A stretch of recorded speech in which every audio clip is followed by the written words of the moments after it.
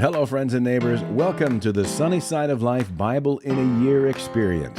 Join me each day as I read the Bible from start to finish. I'm reading from the Life Application Study Bible, New Living Translation, published by Tyndale House Publishers. I pray this daily reading will bless you as much as it does me. So let's get started. February 24th, Deuteronomy chapters 13 through 15. Suppose there are prophets among you, or those who dream dreams about the future, and they promise you signs or miracles, and the predicted signs or miracles occur. If they then say, "Come, let us worship other gods, gods you have not known before," do not listen to them. The Lord your God is testing you to see if you truly love Him with all your heart and soul.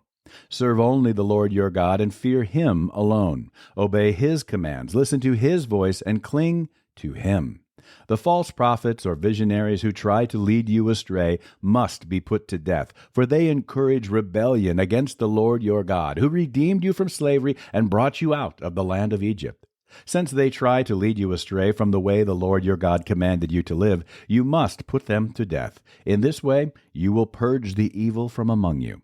Suppose someone secretly entices you, even your brother, your son or daughter, your beloved wife, or your closest friend, and says, "Let us go worship other gods, gods that neither you nor your ancestors have known." They might suggest that you worship the gods of peoples who live nearby, or who come from the ends of the earth. But do not give in or listen.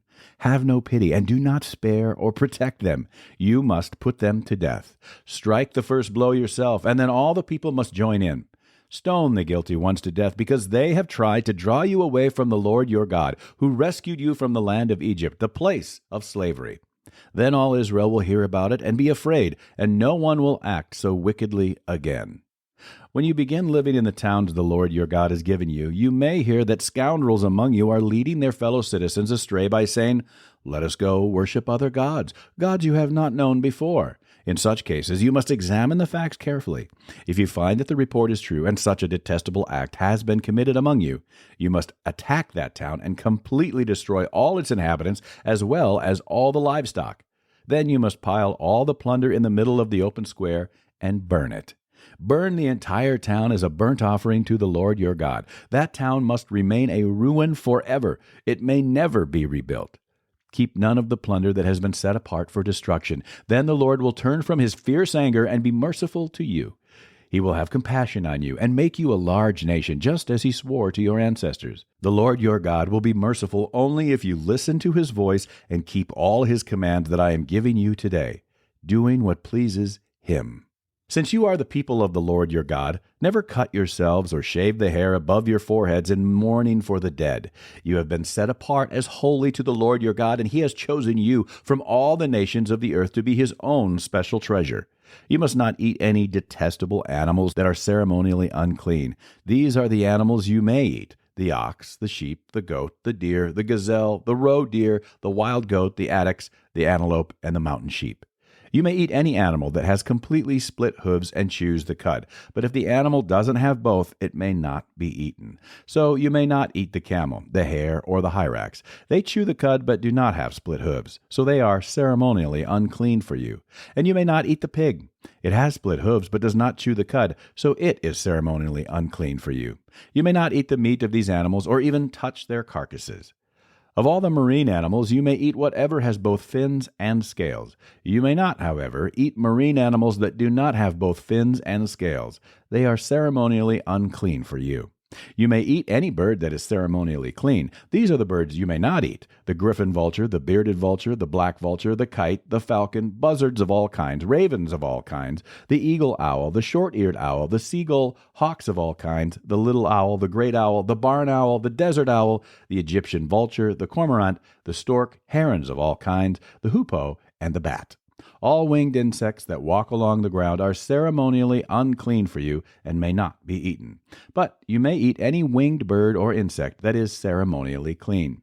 You must not eat anything that has died a natural death. You may give it to a foreigner living in your town, or you may sell it to a stranger, but do not eat it yourselves, for you are set apart as holy to the Lord your God. You must not cook a young goat in its mother's milk. You must set aside a tithe of your crops, 1/10 of all the crops you harvest each year. Bring this tithe to the designated place of worship, the place the Lord your God chooses for His name to be honored, and eat it there in His presence. This applies to your tithes of grain, new wine, olive oil, and the firstborn males of your flocks and herds. Doing this will teach you always to fear the Lord your God. Now, when the Lord your God blesses you with a good harvest, the place of worship He chooses for His name to be honored might be too far for you to bring the tithe. If so, you may sell the tithe portion of your crops and herds, put the money in a pouch, and go to the place the Lord your God has chosen. When you arrive, you may use the money to buy any kind of food you want: cattle, sheep, goats, wine, or other alcoholic drink. Then feast there in the presence of the Lord your God and celebrate with your household. And do not neglect the Levites in your town, for they will receive no allotment of land among you. At the end of every 3rd year, bring the entire tithe of that year's harvest and store it in the nearest town. Give it to the Levites, who will receive no allotment of land among you, as well as to the foreigners living among you, the orphans, and the widows in your towns, so they can eat and be satisfied. Then the Lord your God will bless you in all your work. At the end of every 7th year, you must cancel the debts of everyone who owes you money. This is how it must be done. Everyone must cancel the loans they have made to their fellow Israelites. They must not demand payment from their neighbors or relatives, for the Lord's time of release has arrived. This release from debt, however, applies only to your fellow Israelites, not to the foreigners living among you.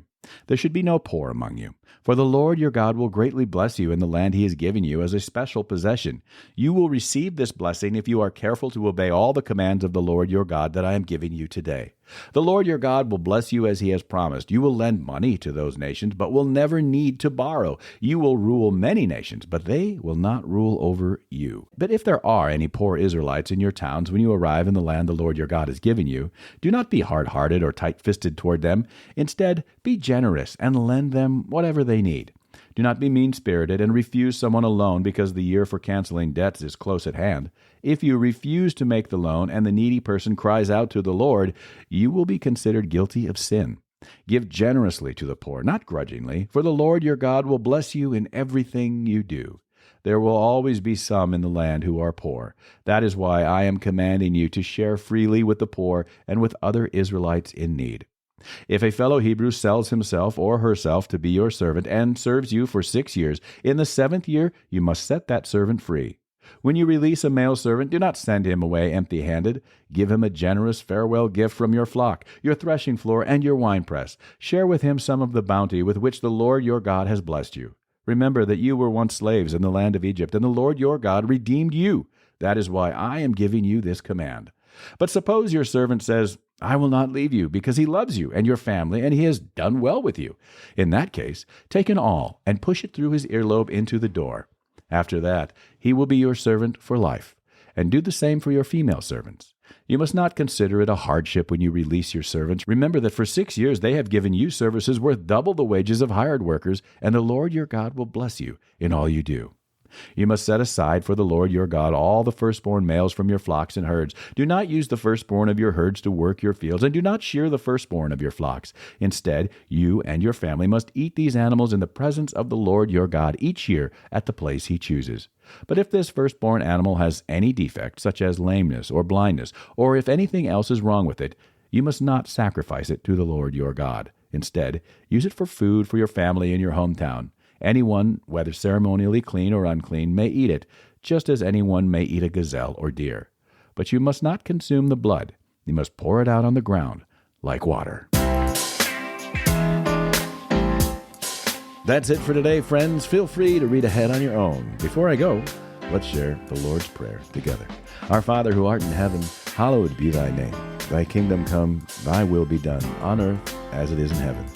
Give us this day our daily bread, and forgive us our trespasses, as we forgive those who trespass against us. Lead us not into temptation, but deliver us from evil. For thine is the kingdom, and the power, and the glory forever. Amen.